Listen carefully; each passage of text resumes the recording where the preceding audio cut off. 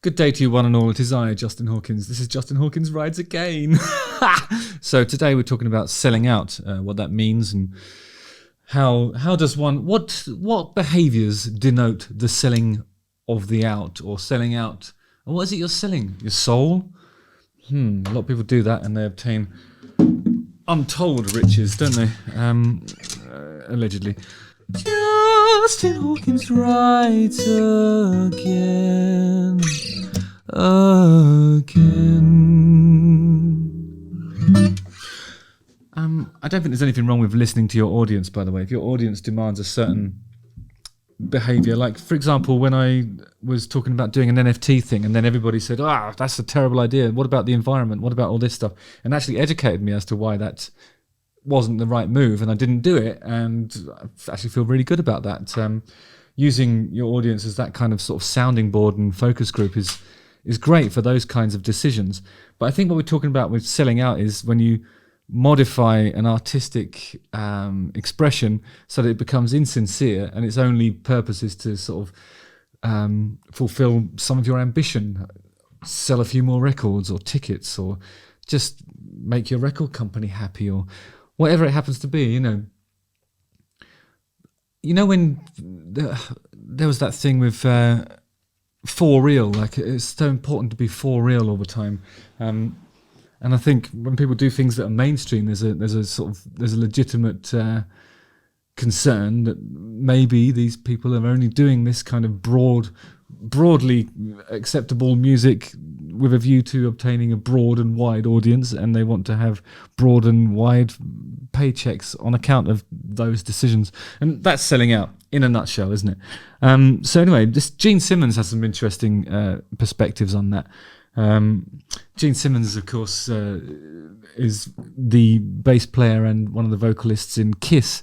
But Kiss, I think the Kiss merchandise range includes basically everything. You can get a Kiss t-shirt if you would like, and then you can get probably every other garment from top to. You could have a Kiss hat, Kiss t-shirt, Kiss waistcoat, Kiss long sleeve t-shirt, Kiss parka, and outerwear, Kiss track. You get the picture. Lots of Kiss stuff, and then beyond that, there's I think there's a Kiss coffin that plays Kiss music as you are. That, which is a brilliant idea, obviously. I've seen, I think probably Kiss action figures, Kiss. I don't know what they got. Everything. It's brilliant. I mean, as a merchandising enterprise, they've thought of literally everything, and the logo is amazing. So people want to buy into it, whether they like the music or not. In some instances, I think, if you consider their musical output and their sort of merchandising activities as two separate businesses, they're both complement one another, but they're separate and both incredibly successful. The music's produced by Bob Ezrin, so it's going to be great. Always going to be great because he's amazing. Anyway, so should an artist make music for themselves or for the fans? Music is where I think you have to sort of consider music to be the art at the centre of all the content, and the content serves to get eyes and ears on the art itself. Which parts of a band's or a musical artist's existence do you consider to be the art? Probably not the interviews, I would say. Probably not the Instagram posts, and probably not, you know what I'm saying. It's probably, I think you probably limit it to artwork, the music itself, meaning the songwriting. I think the music videos, even though it's what you'd consider to be promotional activity, the music videos should be part of the art, because that's a lasting, an everlasting document that shows where the band was at in that moment and what they looked like and how much money they had, depending on the quality of the production. So I think, if you're making music for other people, that's going to be ultimately an unrewarding thing.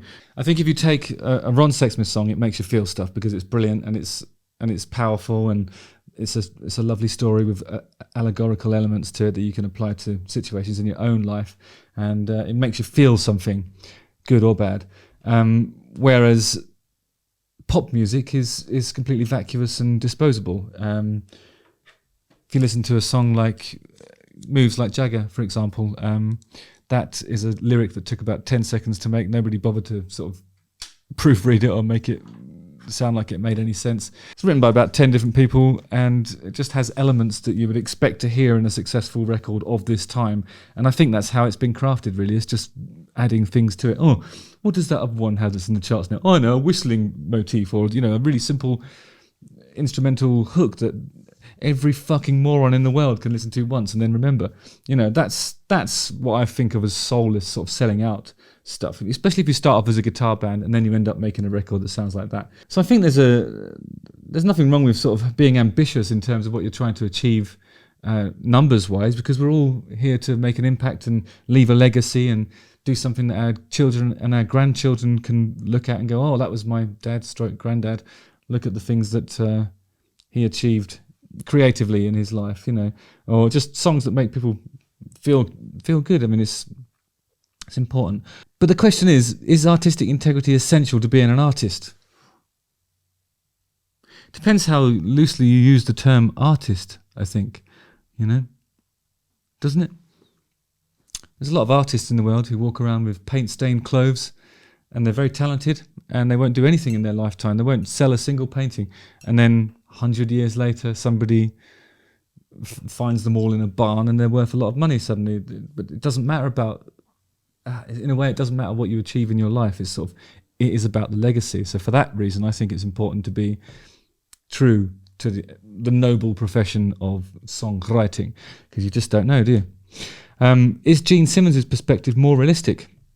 So Gene presented the idea that perhaps a musician as a profession is best exemplified by one's ability to offer listeners what they want, and the idea of making art that only pleases the artist is somewhat of a selfish move.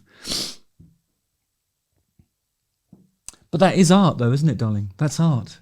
You write a song. You know that thing what you want to hear from a band that you're excited about is, we make music because we love the music that we make.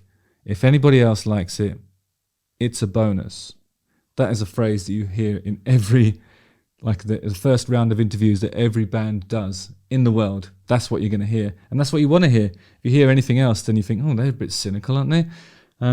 You imagine that sort of cynical, jaded idea of how to monetize your musical existence comes from decades and decades of being in Kiss, and you'd hope that sort of cynicism has emerged from that, really. Or just if you fall out of love with what you're doing, then I suppose you just have to make as much money from it as possible while you can. It's a little bit like a marriage, isn't it?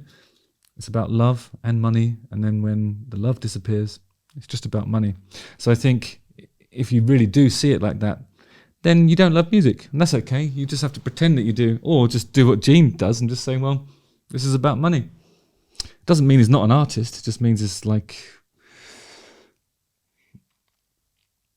an artist that panders to an audience that monetizes his existence, and I suppose everybody lives happily ever after. There's nothing wrong with it. I just think it's a different perspective, that's all. Imagine going into a restaurant and there's a chef there who is world famous and he personally hates spinach. Wouldn't touch it. And he gags, right? And you walk up to the chef and say, can you make me a spinach souffle? The chef would say, of course. He makes you the thing and you eat it. He doesn't have to like it. His job is to give you exactly what you want, even though he hates it. And that's ethical. You do the best you can, you do the work. And so I think it's perfectly valid. People say to me, you sell out. You're damn right, bitch. I sell out every night. These are the words of Gene Simmons. I don't think all chefs are like that, though. I think some chefs, if you say to them, please may I have some A1 or brown daddy's sauce to put on this souffle that doesn't have spinach in it, they might come out and have to be restrained by certain other members of the kitchen staff because he's got a meat cleaver in his hand and he's going to chop your fingers off for simply suggesting that you'd sully his delightful creation with some, supermarket condiments. Yeah, condiments, right? Yeah, condiments. And then I think there's chefs that will go, what can I do for you? Those are the guys that probably eat everything. And besides, how many chefs are there that are so fussy they don't like spinach? Spinach is great, guys. full of iron as well. It doesn't assimilate as easily as meat proteins, but I'll tell you what, it's damn good for you. Just look at Popeye and his enormous forearms. Journalist Justin Beckner goes on to say, the reality is that being a professional musician is a job and you have to work very hard at it.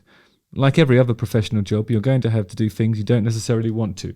Interviews, basically any sort of promotional activity, being nice to people at record companies. I've been lucky, I've worked with record company guys who are awesome, but you hear stories, don't you?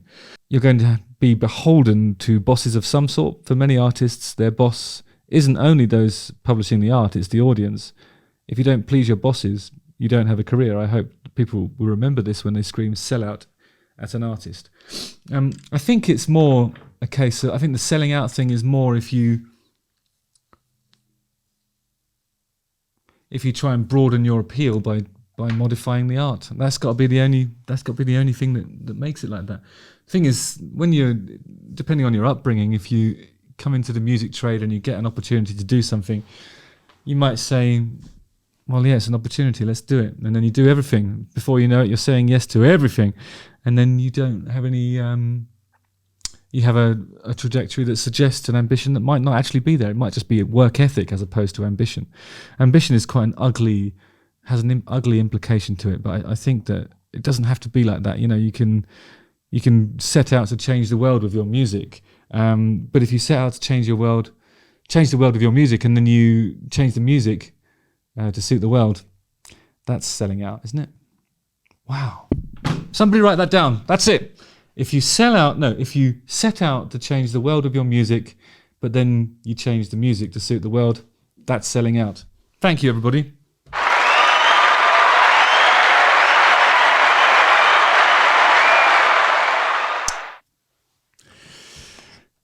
I prefer to say if you can reach just one person, and at this stage in my career, that's much more likely. Oh, sorry. Anyway, yeah, I think all the perspectives on that are valid and legit. It's a noble art, but it's a tough one. You've got to work to get anywhere, really, and some of that work does involve pandering and being nice, and in some instances the other way, so in being nihilistic and arsey for effect, or developing affectations and doing things that don't feel natural. But I think that the core expression must remain from the heart. Otherwise, what the fuck are we doing here? Pop music. Justin Hawkins writes again. Thanks for enduring this monologue on the ignoble act of selling out. And I will see you on the ice. Don't forget to like, subscribe, sign up for the alerts, watch one of these 2 videos. And be true to yourselves, guys. Always.